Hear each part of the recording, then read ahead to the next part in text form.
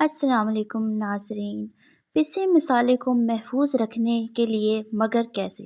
پسے مسالہ جات کو زیادہ عرصے تک صحیح رکھنے کے لیے اس میں ہینگ کا ٹکڑا رکھ دینے سے مسالے زیادہ عرصے تک کارآمد رہتے ہیں۔ عام برتن کو نان سٹک بنائیں مگر کیسے؟ کسی عام برتن کو نان سٹک بنانے کے لیے اس میں تھوڑا سا نمک ڈال کر 2 منٹ گرم کر کے نمک جھاڑ دیں، برتن نان سٹک ہو جائے گا۔ ناریل کا تیل جمنے سے محفوظ مگر کیسے؟ اکثر ناریل کا تیل سردی کی وجہ سے جم جاتا ہے، جو کہ بہت پریشانی کا باعث بنتا ہے اور فوری استعمال نہیں آتا۔ اگر ناریل کے تیل میں 8 سے 10 قطرے کیسٹر آئل کے قطرے ملا دیے جائیں تو تیل نہیں جمے گا۔ سردیوں میں دہی جمانا مگر کیسے؟ گرم دودھ میں دہی کا جاگ لگاتے وقت 2 عدد ہری مرچیں درمیان میں لمبائی کے رخ کاٹ کر دودھ میں شامل کر دیں، اس سے آپ کی دہی بہت اچھی جم جائے گی۔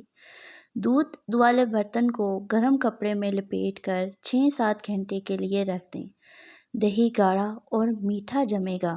دہی استعمال کرنے سے پہلے ہری مرچیں نکال دیں۔ جلی ہوئی دیگچی کو چمکانا مگر کیسے؟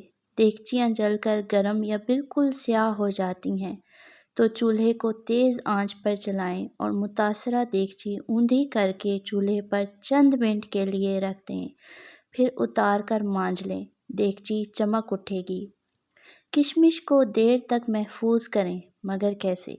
کیک یا پیسٹری وغیرہ جو گھر میں بنائے جاتے ہیں ان میں کشمش ڈالی جاتی ہے اور وہ اکثر نیچے بیٹھ جاتی ہے، اس لیے جب کیک میں کشمش ڈالی جائے تو گری بادام پستہ وغیرہ کو خشک میدا میں الٹ پلٹ کر کے کیک کے مکسچر میں ڈال دیں تو کشمش اپنی جگہ بھربھری رہے گی اور نیچے نہیں بیٹھے گی۔ ٹماٹر کا چھلکا اتارنا مگر کیسے؟ 2 گھنٹے فریزر میں ٹماٹر رکھیں، پھر نکال کر تازہ پانی میں ڈالتے ہی نکال کر چھلکا ہاتھوں سے اتار لیں، بڑی آسانی سے پورا چھلکا اتر جائے گا اور ثابت ٹماٹر آپ کو مل جائے گا۔ مچھلی کی بو دور کرنا مگر کیسے؟ مچھلی کے ٹکڑوں پر سرسوں کا تیل اور لہسن لگا کر 1 گھنٹے کے لیے رکھ دیں، بو بالکل ختم ہو جائے گی۔ سرخ مرچ کو کیڑا لگنے سے بچائیں مگر کیسے؟ سرخ مرچ اگر 2 کلو ہو تو اسے پسوا کر سرسوں کا تیل کا ایک بڑا چمچہ ڈال کر ہاتھوں سے اچھی طرح مسل دیں تو اس کو کبھی بھی کیڑا نہیں لگتا۔